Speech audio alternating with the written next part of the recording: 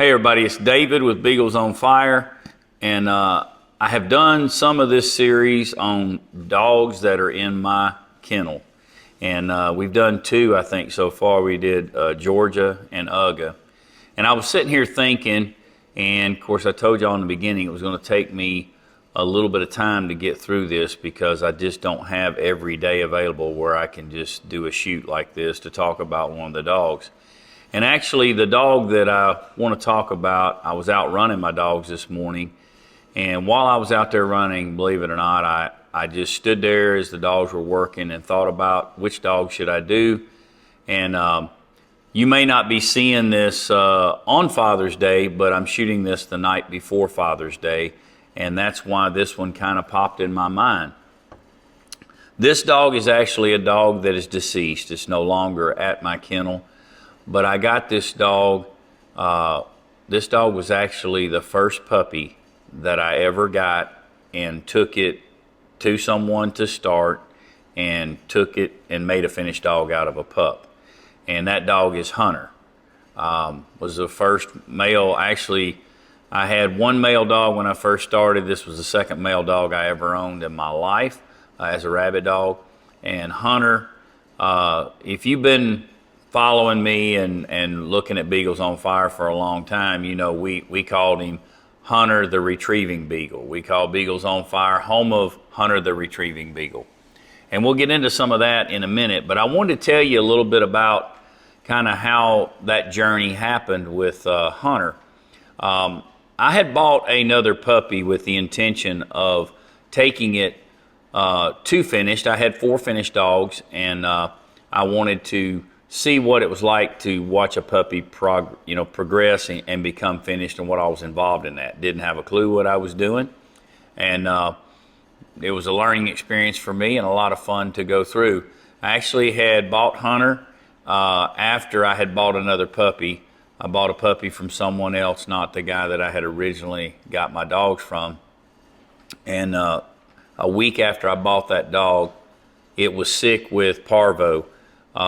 Now, before everybody gets all excited, that was not where I live today. That was in another location and everything, so that's not something that goes on around here.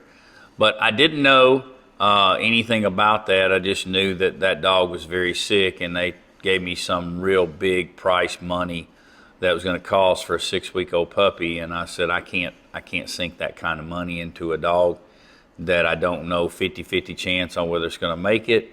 I cannot sink that money into it. Don't even know if it's going to be a rabbit dog, et cetera, et cetera. Didn't know anything about that problem and how dangerous that problem was, so proceeded onward, put the word out that I would like to get a puppy, and the guy that I knew that knew Larry talked to him. Very hard to ever get a puppy from Larry at that time, or ever really. And he said he's got one. And so I got Hunter, and brought Hunter back. Didn't know any better, so I brought Hunter back to the same area, and as luck would have it, he was 12 weeks old when I got him, but as luck would have it, he got parvo from that first puppy being there.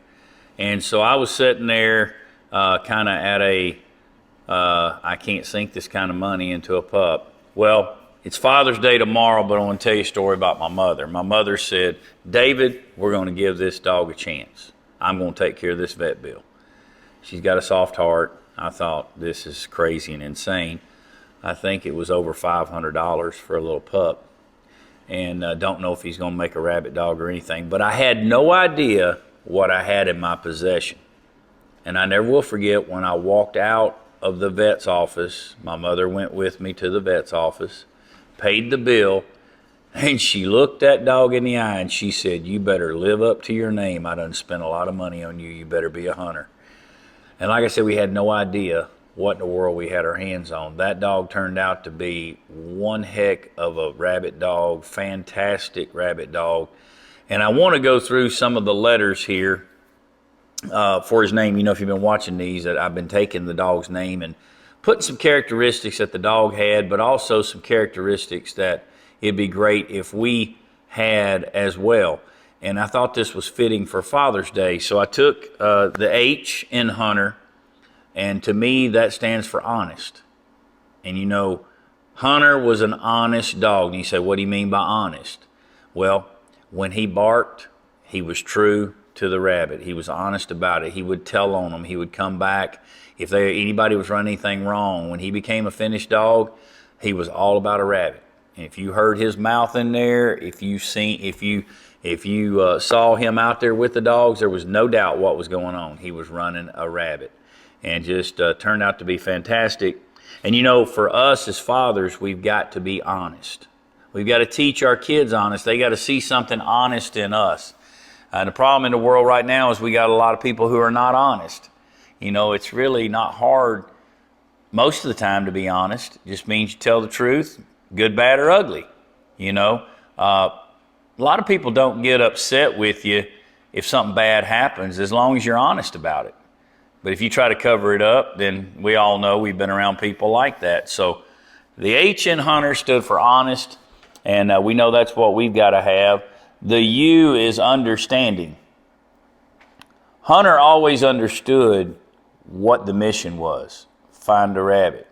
And he went above and beyond that, as we'll see as I talk more about him. He had a real good understanding of what was going on and what was expected of him. And you know, as a father, we need to have an understanding of what our job is, but we also need to be understanding in times when maybe, you know, it would be easy to fly off the handle and be upset with your kids. All of our kids are going to do and have done stupid, crazy, boneheaded things. Now, you ask, why do they do that? Look at who their dad is. I can say that about mine. When mine do something crazy and stupid and you can't understand why would they do that, you got to look in the mirror and go, well, they are your blood. And so you have to have an understanding. And sometimes we all have been there as a child or maybe as a parent. A lot of times you think that you messed up real bad, and we know what's coming because that's the way our parents were. But when your dad gave you a sense of understanding, he may not agreed with what you did, but he kind of had some grace. Grace and understanding kind of go hand in hand. He had a little more understanding with you. And a lot of times that's more effective than, well, I tell you what I'm going to do. Back in our day, now we know parents don't do that these day and time, but back in our day, instead of whooping your tail or putting you on restriction for 2 weeks after they whooped your tail, sometimes it was a lot more effective. Every now and then, didn't happen a whole lot, but every now and then you'd get that understanding. And that showed you the grace of our Heavenly Father. And so you need to have understanding as a father at times. The N in Hunter stands for natural. He was just a natural rabbit dog, but wasn't hard to break at all, easy to learn the tone button, and just absolutely natural, especially when it came to retrieving. He was a natural retriever. A lot of people, will talk more about retrieving in a minute, but a lot of people are like, well, how did you train him to do that? I didn't. He just naturally did it. Shocked me the first time it happened. I've had a lot of dogs that have done that since then, but none ever as good as him. We'll talk about that in a second. But you know, as a father, some of it comes pretty natural and some of it doesn't. But there's another word that starts with an N that we need to use as fathers. We need to nurture. A lot of times mothers are associated with doing the nurturing, but we need to nurture. I know in my experience with my grandkids especially, they like it when I nurture them, when I show them some love and understanding. And you know, this old school thought process that dads aren't supposed to say I love you and they're not supposed to give any physical affection, I don't agree with that. Just like with your dogs. You know, some people are like, no, I don't pet them, they're hunting dogs. No, show them a lot of love, and they'll have a better understanding, and naturally they'll want to be around you more. The T, tough. That hunter dog was tough, man. He would go all day long. It didn't matter how thick the thicket was. It didn't matter where in the world you needed him to go. He'd go. If you shot a rabbit, it didn't matter what it went up into. He'd go in there and find it and bring it back to you. And you know, as fathers, we have to be tough. Sometimes we have to show tough love, which is goes hand in hand with some of the other stuff. Sometimes you got to show understanding. Sometimes you got to show tough love. But we have to be tough. You know, a lot of times there's a lot of things that go on in a man's life when he has a family that he doesn't share with his family. He's going through some things financially they may not know about. He's worried. Are we going to be able to, pay the bills? Those are tough times. But a father has to be tough. He doesn't have a good father does not have a choice in, well, let's sit around here and cry and worry about it. No, that ain't gonna solve the problem. You got to be tough and just get going.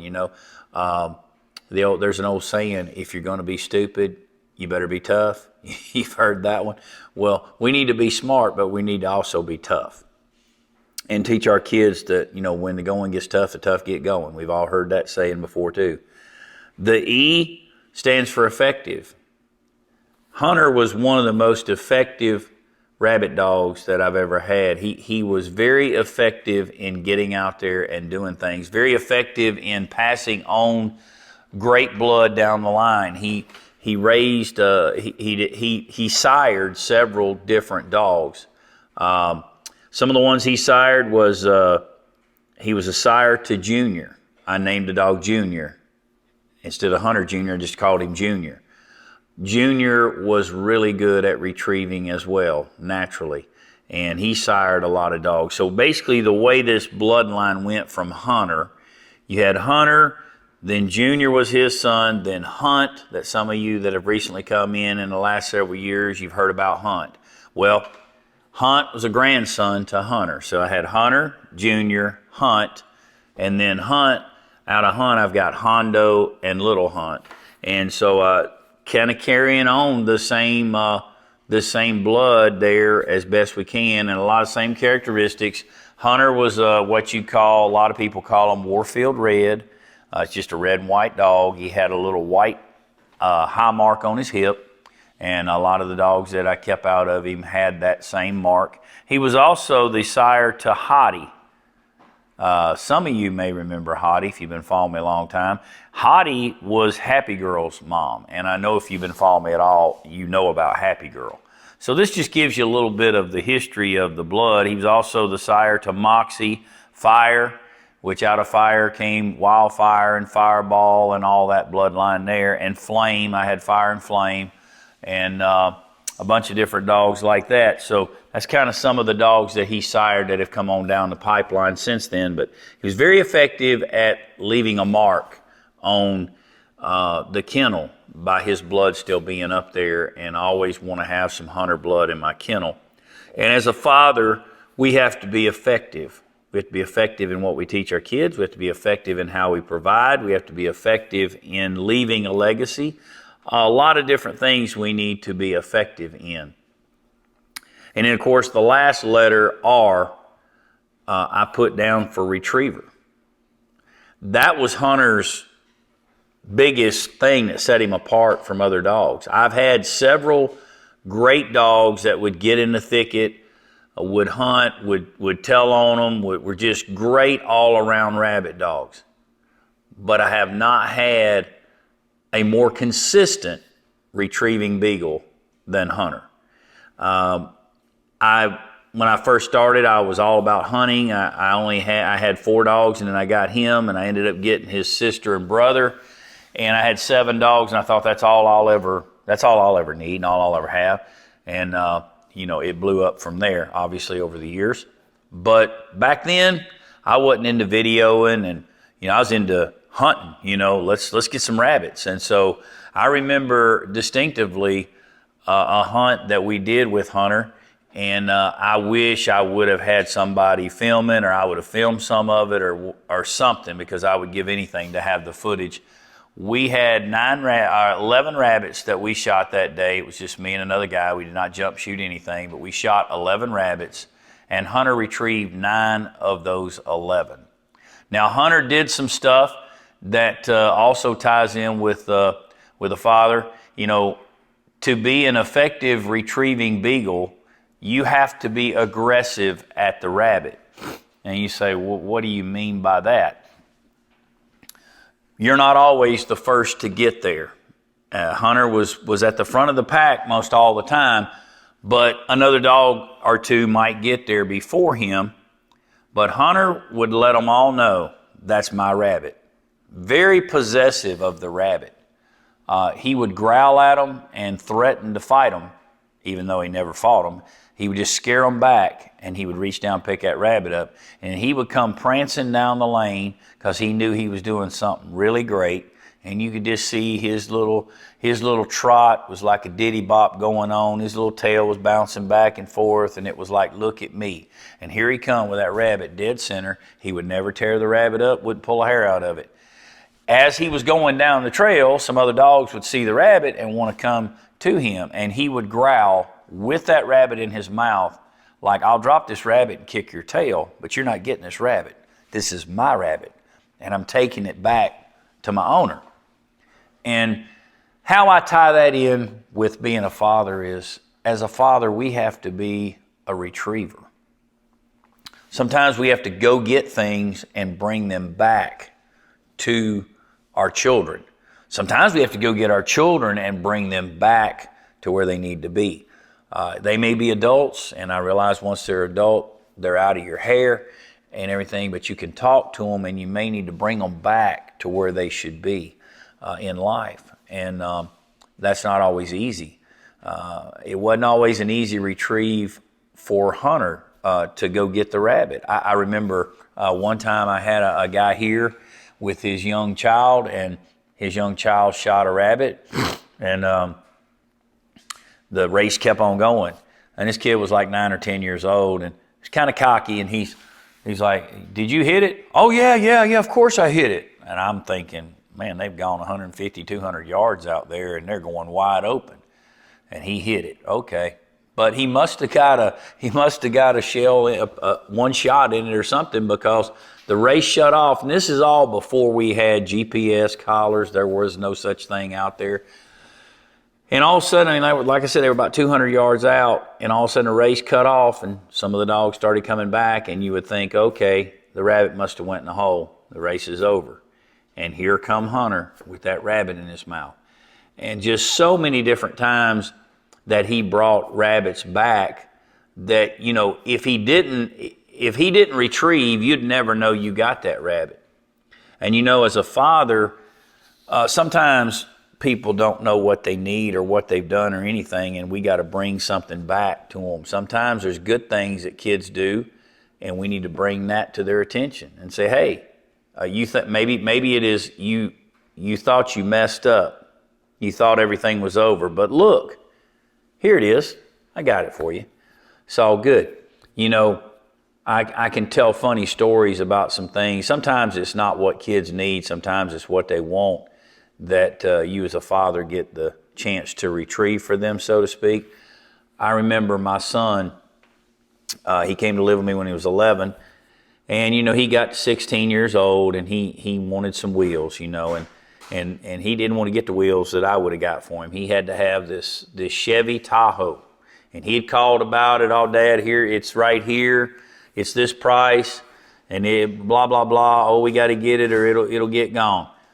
So he told me where it was and everything. He's off at school, and unbeknownst to him, I called the guy, talked to him and everything, and I actually went down there, and I test drove it, and I paid for it, and I got the keys to it. And I told the guy, I said, I just want to leave it right here and come get it tomorrow. So I told my son, I said, hey, tomorrow I want to take you for breakfast. I think he was out of school or something. It was summertime. And I said, I want to take you to breakfast in the morning. So we went to breakfast in the morning. I said, I got to go down here and look at something. It's on down this road. And I drove down. I purposefully, what it was is I was going to take him to breakfast, and I purposefully missed the place that I was going to take him for breakfast. And, of course, you know, teenagers think dads are crazy and can't think straight anyway. So I said, Dadgummit, I missed the turn. I said, I'm going to have to turn around. Well, I turned into the place where the truck was, and to, quote, turn around. And when I turned in, he said, Dad, this is the place that had that Chevy Tahoe. I said, had what? He said, this is the place. I said, okay. So I'm pulling around to the back. So, well, let me turn around. I turned around, and he said, there it is right there. I said, really? I reached in my pocket, and I said, really? You think so? And I tossed him the keys. So I had retrieved something he wanted. And it made me feel good to do that. Of course, there were some trying times after that when he drove real fast down the road and a lot of different stuff. That's a whole nother story. It goes back to the tough and effective stuff you have to do as a father. But I've got chances to do things like that for my children at different times when you get blessed. It doesn't always have to be a big thing like that. A lot of times you can just surprise your kids with different things that you retrieve in life for them.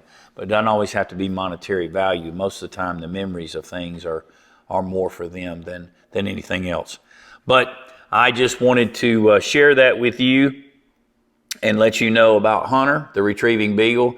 He was one of my favorite dogs, and I wish I had him back. He did live to be about 10 or 11 years old, and he had gotten, his hearing had gotten bad, and I remember taking him out. The last time I ever took him out, I decided that it was like the last few days of season, and I wanted to take him out and just see if he'd retrieve one more time for old time's sakes. And I took him by himself, and I shot a rabbit, and he went up in there, but he did not retrieve that one, and I knew something had changed with him. And it wasn't that much longer after that till I went up there, and he had actually died in his doghouse, either in his sleep or had a heart attack. But he did not suffer any, and I was glad for that, because he was a dog that deserved that. Very, very fine dog. If you've got stuff, like I said, if you've got anything out of Hunt, then you have Hunter bloodline. Now the funny thing was, Hunter retrieved, Junior retrieved real good. His daddy was still the best, but Junior retrieved real good. Hunt never retrieved a rabbit at all. So it's kind of funny how sometimes it doesn't always pass down, but the genes are there. So if you've got any of that blood, one day they might retrieve, they might turn into a retrieving beagle. You never know. But I hope this has helped you out, and to all of you that are watching this on Father's Day, if you are, happy Father's Day from Beagles on Fire. If it's past then when you see this, well, we were thinking of you too. So, and if you're not a father, just file these things away if you want to, or at least you know something more about the history of some of the blood at Beagles on Fire Kennels. Thank y'all for watching.